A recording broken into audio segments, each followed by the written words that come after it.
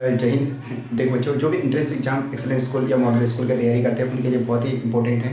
और मैं कुछ संख्या पद्धति या नंबर सिस्टम के बारे में बता दे रहा हूँ। देखो, इनमें से एक आध क्वेश्चन पूछने जाने की काफ़ी उम्मीद है। चलिए मैं एकदम बेसिक चीज़ें बताऊँगा जो काफ़ी सहायता मिलेगी। ओके, चलिए स्टार्ट करते हैं। देखो, संख्या पद्धति या नंबर सिस्टम बोला जाता है इंग्लिश में, ठीक है। अध्याय 1 है संख्या पद्धति, मतलब संख्या के बारे में जान लो। छोटी छोटी चीज़ों, बेसिक चीज़ों के बारे में जानेंगे जो आपको काफ़ी मदद करेगी। पहले तो संख्या नंबर।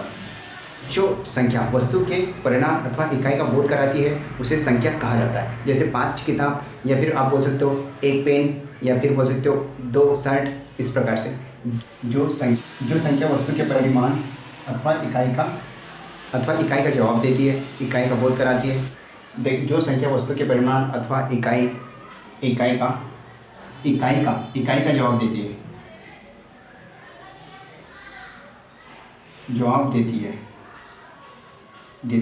उसे क्या कहा जाता है? उसे संख्या कहा जाता है।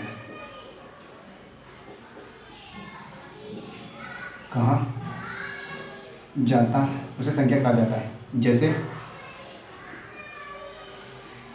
आप बोल सकते हो 5 किताब भी बोल सकते हो, 5 किताब, आप 10 पेन, इस प्रकार से। ओके, एज एग्जाम्पल, ठीक। और फिर अंक के बारे में जान लो। संख्या के बारे में हो गया, तो अंक किसे बोला जाता है? डिजिट।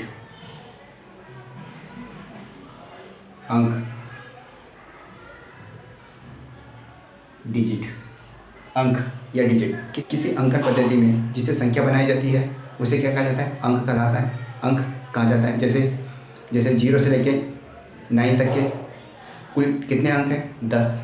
इस प्रकार से जैसे इन्हीं अंकों को प्रयोग करके कई प्रकार से अंक बनाए जा सकते हैं। ओके, जैसे इसके डेफिनेशन लिख देता हूँ। तो किसी अंकन पद्धति में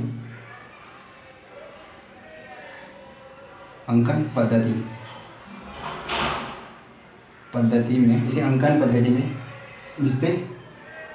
जिससे संख्या बनाई जाती है, अंक या डिजिट, किसी अंकन पद्धति में जिससे संख्या बनाई जाती है उसे अंक कहा जाता है। उसे अंक कहा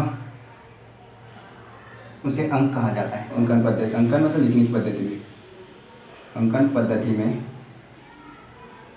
में 10 अंकों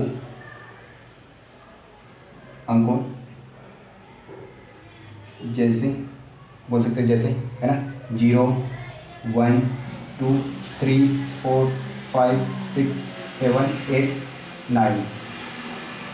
दशमलव अंकन पद्धति में 10 अंकों का प्रयोग, 10 अंकों जैसे 0, 1, 2, 3, 4, 5, 6, 7, 8, 9 इनका प्रयोग किया जाता है।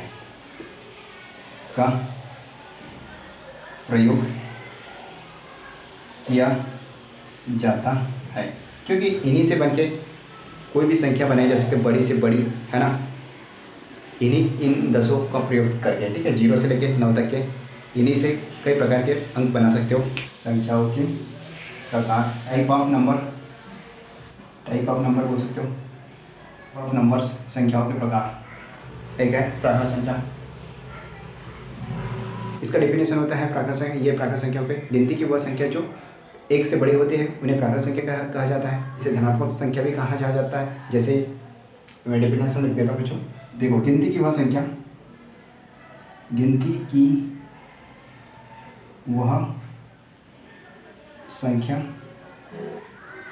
अथवा शून्य से बड़े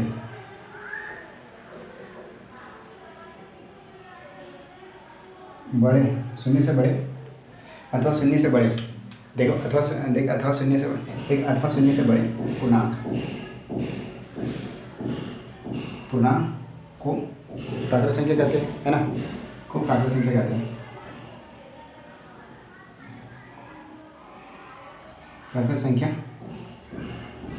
कहते हैं। जैसे देखो, आप देख सकते हो, जैसे 1, 2, 3, 4, 5, 6, इस प्रकार से आगे चलते रहेगा। जैसे 100 तक के, 1000, 2000, 3000, जितने भी संख्या है वो सब प्राकृत संख्या है, ठीक है। ये जैसे 1 से स्टार्ट होती है प्राकृत संख्या, ओके। और फिर उसके बाद क्या देख सकते हो आप? पूर्ण संख्या किसे कहा जाता है? देखो, पूर्ण संख्या पूर्ण संख्या, पूर्ण संख्या जिसे इंग्लिश में बोला जाता है whole number, whole number. Okay, देखो जिनकी स्टार्टिंग जीरो से स्टार्ट होती है उन्हें क्या कहा जाता है, पूर्ण संख्या। तो ऐसा दूसरे शब्द में बोल सकते हैं, शून्य सहित सभी प्राकृत संख्याओं को पूर्ण संख्या कहते हैं, जैसे 0 1 2 3 4 5। ओके, इस प्रकार से शून्य सहित प्राकृत संख्या को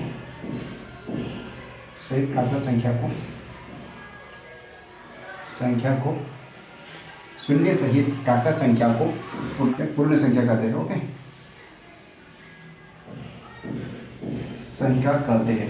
ओके, प्रदर्शित करते थे, डब्ल्यू से प्रदर्शित करते, याद रखना, ठीक है। और जैसे कैसे समझ सकते हो, पूर्ण संख्या 0 से स्टार्ट होती है, याद रखना, ठीक है। 0 से स्टार्ट, 0 1 2 3 4 5 6 इस प्रकार से आगे तक के चलते रहेंगे, ठीक है, इनफाइनाइट तक के।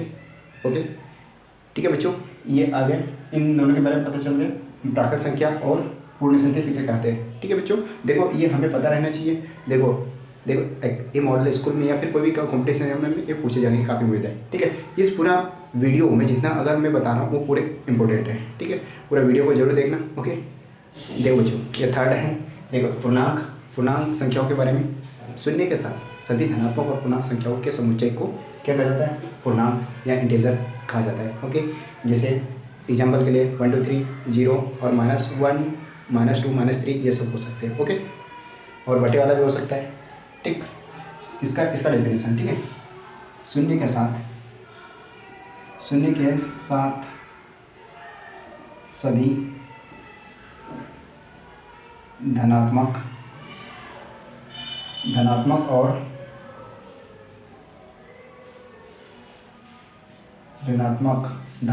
ऋणात्मक संख्याओं का, देख, शून्य के साथ सभी धनात्मक और ऋणात्मक संख्याओं का समुच्चय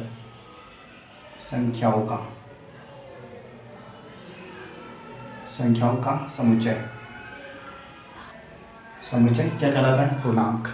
ओके, पूर्णांक कहलाता है। ओके, पूर्णांक कहलाता है। ठीक, जैसे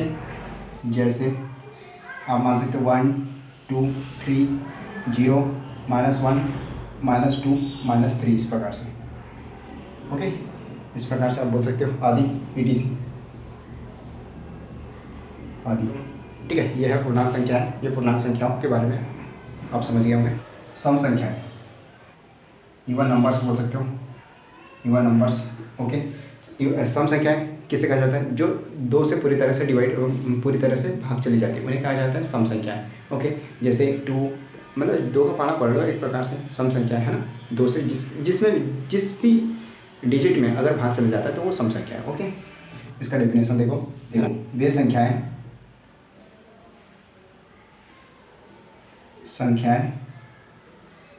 जो 2 से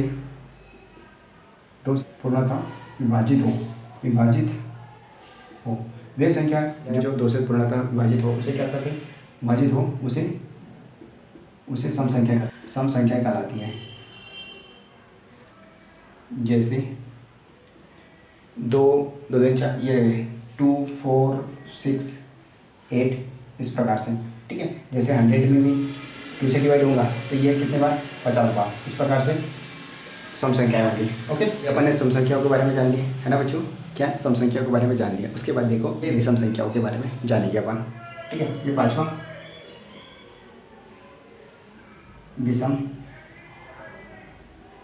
विषम संख्या है। इसे इंग्लिश में बोला जाता है ओड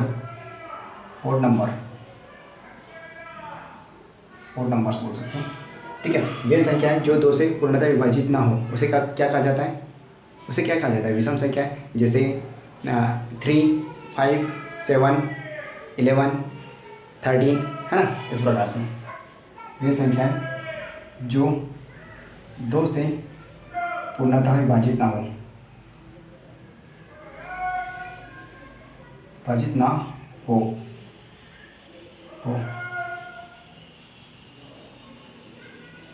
विषम संख्या कहलाती है।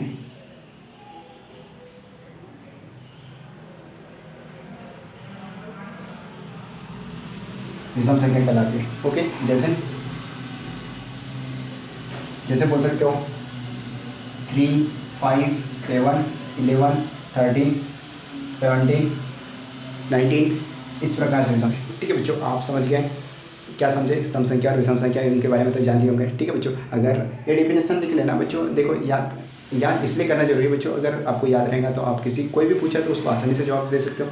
कंपटीशन की छोड़ो, डेली लाइफ में अपन बी कॉन्फिडेंट रहने के लिए इन चीज़ों के बारे में जानकारी होना बहुत आवश्यक है। ओके, चलिए नेक्स्ट देखते हैं। इनके बाद क्या देखना है अपने को, देखो भाज्य संख्या है और अभाज्य संख्या के बारे में जान लेते हैं। देखो भाज्य कंपोजिट नंबर, देखो भाज्य संख्या वे संख्या जो 2 से अधिक अपवर्तक हो। अपवर्तक मतलब 2 से अधिक संख्याओं से भाग चली जाए, उसे क्या कहा जाता है, संख्या कहा जाता है। जैसे डेफिनेशन बता देता हूँ, वे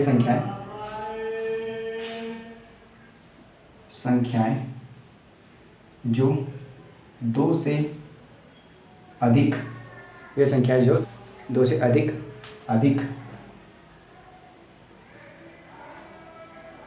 अपवर्तक हो, इसे क्या कहा जाता है, भाज्य संख्या कहलाती है। ओके, जैसे 2, 4, 6, 7, 2, 4, 6, 8, इस प्रकार से। जैसे वे संख्याएं जो 2 से अधिक अपवर्तक हो, 2 से अधिक अपवर्तक हो, भाज्य संख्या कहलाती है। जैसे आप बोल सकते हो 2 से अधिक अपवर्तक हो, जैसे एग्जाम्पल के लिए 4, 6, 9, 10, जैसे 2 से अधिक, मतलब इसमें ये 2 से भी डिवाइड हो जाएगा, एक तो स्वयं से भी होगा और ये 3 से भी भाग चला जाएगा, ये 3 से भी जाएगा, इसमें 3 बार, 3 दूनी 6, 2 बार। ओके, और फिर ये 6 से 1 बार, मतलब 2 से अधिक हो रहा है कि नहीं, 2 बार, मतलब 2 बार हो रहा है कि नहीं, 2 से अधिक अपवर्तक हो, मतलब 2 से अधिक 2 भी हो सकता है ना। और 9 3 से भी कट रहा, स्वयं से भी कट रहा है ना, और ये 10 5 से कट रहा, स्वयं से कट रहा, इस प्रकार से। ठीक है बच्चों, इस प्रकार से आप आगे भी etc इत्यादि संख्या 12 भी हो सकता है, 14 भी हो सकता है। ओके, भाज्य संख्या। और फिर 7वें नंबर का अभाज्य संख्याओं के बारे में जान लेते, प्राइम नंबर बोलते जिसे, है ना, अभाज्य संख्याओं के बारे में। ओके, अभाज्य संख्याएं प्राइम नंबर एक और स्वयं के अतिरिक्त किसी अन्य संख्या से विभाजित ना हो। जैसे एक और स्वयं के अतिरिक्त किसी अन्य संख्या से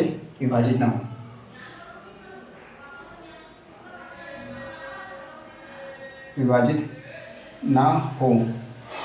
अभाज्य संख्या कहा जाता है। ठीक है, सबसे छोटी अभाज्य संख्या क्या है, 2 है, 3, 5, 7, 11, 13, 17, इस प्रकार से आगे भी। ठीक है, इसे बोला जाता है अभाज्य संख्या। 2 सबसे छोटी अभाज्य संख्या, याद रखना। इसके बाद क्या करना है यार अपने को, देखो परिमेय संख्या, रेशनल नंबर, परिमेय संख्या को बोला जाता है रेशनल नंबर। ओके, रेशनल वे संख्या जो p/q के लघुत्तम रूप में हो, उसे क्या, और p और q क्या पूर्णांक हो, उसे क्या कहा जाता है, परिमेय संख्याएं। ठीक है, वे संख्याएं जो p/q के लघुत्तम रूप में हो,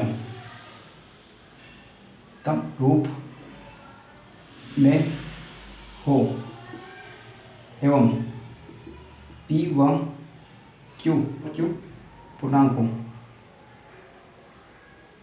हो, उसे क्या कहा जाता है, जैसे परिमेय संख्या है, उसे क्या कहा जाता है, परिमेय संख्याएं। ओके, ये परिमेय संख्या कहा जाता है। ओके, परिमेय संख्या कहा जाता है। ठीक है बच्चों, जैसे आप बोल सकते हो एग्जाम्पल के लिए, जैसे देखो 22/7 होता है कि नहीं, ये परिमेय संख्या है। ओके, और दूसरा क्या, ये 7 हो सकता है, -2 हो सकता है, और 7/5 भी हो सकता है, 0 भी हो सकता है। ये सब संख्या क्या है, परिमेय संख्या है। ओके, ये बटे वाला संख्या, ये भी परिमेय संख्या है, और इस प्रकार से रहेगा ये संख्या है, वो भी एक परिमेय संख्या है। ओके बच्चों, आई होप क्लियर हो गया होगा। फिर उसके बाद देखो अपरिमेय संख्या है, अपरिमेय, इसका अपोजिट देख लो। ठीक है, ये नो अपरिमेय संख्याएं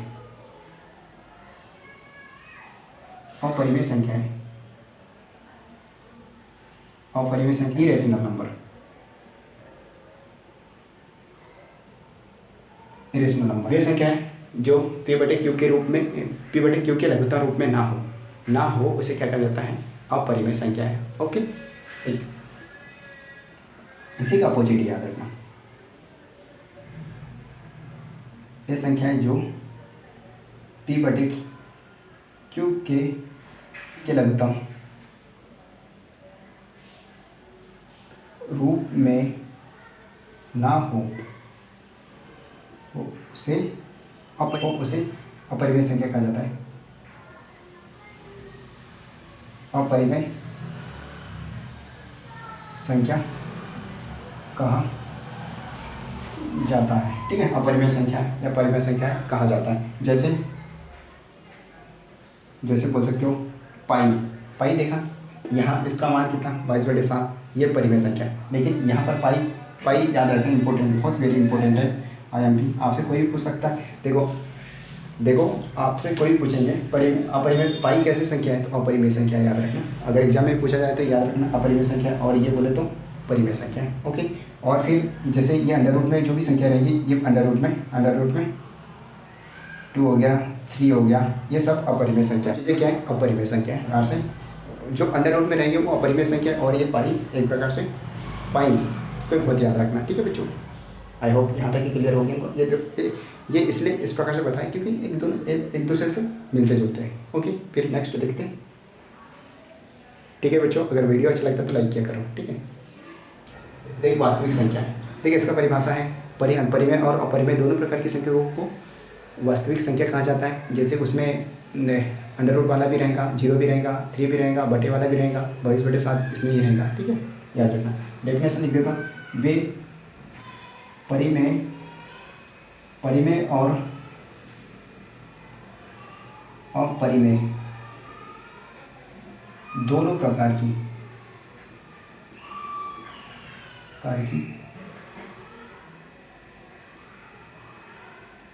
देख, परिमेय और अपरिमेय दोनों प्रकार की संख्याओं को क्या कहा जाता है, वास्तविक संख्या। ओके, की संख्याओं को वास्तविक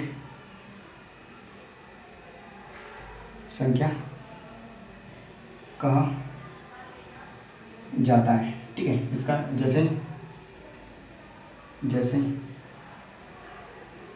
0 मान सकते हो, 7 -2 2 3 और ये 22/7, ये सब चीज़ें के दोनों प्रकार की संख्याओं को क्या कहा जाता है, वास्तविक संख्या है। ओके, आई होप क्लियर हो गया होगा बच्चों। ठीक है, वास्तविक संख्याओं के बारे में। ओके, ठीक है, जाति मान और स्थानीय मान के बारे में जान लेते हैं। किसी संख्या में किसी अंक का स्थानीय मान यह इंगित करता है कि वह इकाई में है, दहाई में है, सैकड़ा में है, तो उस हिसाब से मान होता है। इसका डेफिनेशन लिख दो, किसी संख्या में किसी अंक का स्थानीय मान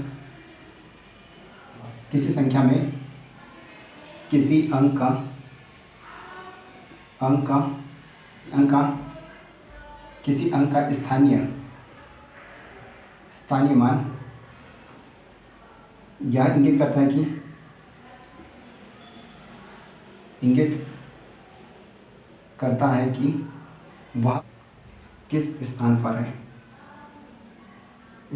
है।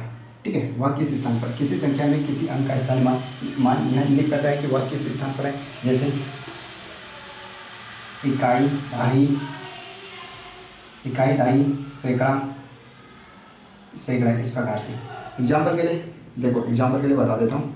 देखो 3 5 6 7, ठीक है, 3 का स्थानीय मान पूछेंगे आपसे। 3 का स्थानीय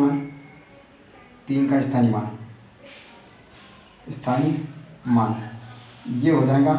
देखिए 3 लिख दिए, उसके बाद जितनी संख्या उतनी 0 लगाया जाएगा। जैसे कि 3 के बाद उतनी 0 लगाया जाए, 3 1 2 3 0 लगा दिया। ठीक है बच्चों, और उसके बाद देखो 5 का स्थानीय मान पूछ लिया आपसे। 5 का स्थानीय मान 5 का स्थानीय मान इसका पूछ लिए, तो 5 का स्थानीय मान होगा ये 5 लिख दिए। उसके बाद लिख दो कितने 0, 1 2 संख्या है तो 2 0 लिख दो। और फिर 6 का स्थानीय मान पूछ लिए। 6 का स्थानीय मान ये हो जाएगा, 6 लिख दिए। फिर उसके बाद कितनी संख्या 1, तो इस प्रकार से। और फिर 7 का स्थानीय मान हो जाएगा, ये 7 हो जाएगा। ठीक है, इस प्रकार से जाति मान किसी संख्या का किसी संख्या में किसी अंक का जातिमान देख जातिमान उस अंक का अपना मान होता है, उस अंक का अपना मान होता है। तो किसी संख्या में किसी अंक का जातिमान उसका अपना मान होता है, चाहे वह किसी भी स्थान पर हो, है ना, चाहे वह किसी भी स्थान पर हो। ओके, ये होती है जातिमान की डेफिनेशन।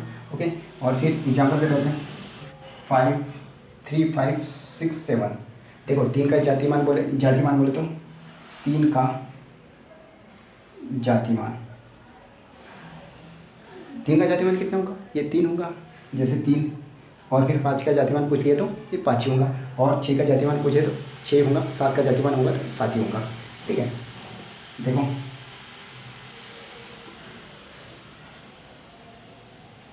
7 का 7 होगा। ठीक है, इस प्रकार से। देखो बच्चों, आपने कॉपी में नोट जरूर करना, ताकि आपको हर जगह काम ये उपयोग में रहेंगे। क्योंकि अगर अपने को नहीं समझ में आता ना बच्चों, तो एक बार अपने कॉपी में नोट करना, फिर दोबारा उसको नोट करना, फिर अगर नहीं समझ में आता तो फिर रिवाइज करके देखना वीडियो को भी। ठीक है, अगर अच्छा लगता है वीडियो तो लाइक किया करो और कमेंट जरूर करना। ठीक है, मिलते हैं नेक्स्ट वीडियो में। जय हिंद।